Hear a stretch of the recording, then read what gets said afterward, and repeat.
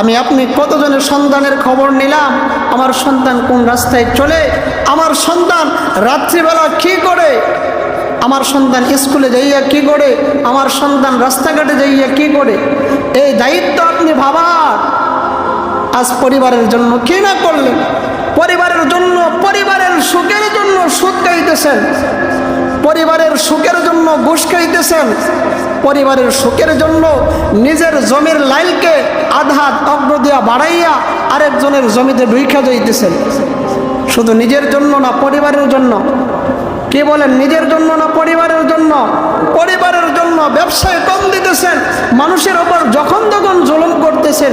বাবা একটা জিনিস চিন্তা করেন, আজ যদি আপনি মারা যান, আপনাকে যদি হাসরের ময়দানে এই হিসাবগুলো নেওয়া হয় যে হে যুবক, হে বাবা, তুমি কোন কারণে অন্যের ওপর জুলুম করেছিলে, কোন কারণে তুমি মাপে কম দিয়েছিলে, কোন কারণে তুমি ঘুষ খেয়েছিলে, কোন কারণে তুমি সুদ খেয়েছিলে, আপনার জবাব একটাই যে আমি শুধু আমার জন্য নয়, আমার পরিবারের জন্য, পরিবারের সদস্যদের সুখের জন্য সুদ খেয়েছিলাম, ঘুষ খেয়েছিলাম।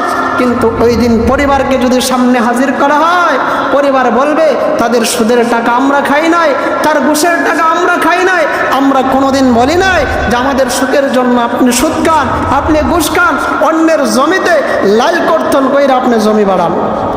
ওই দিন সম্পূর্ণ দায়ভার আপনার উপর দিয়া সন্তান দূরে চলে যাবে, স্ত্রী দূরে চলে যাবে। স্বার্থপর এই দুনিয়ায়।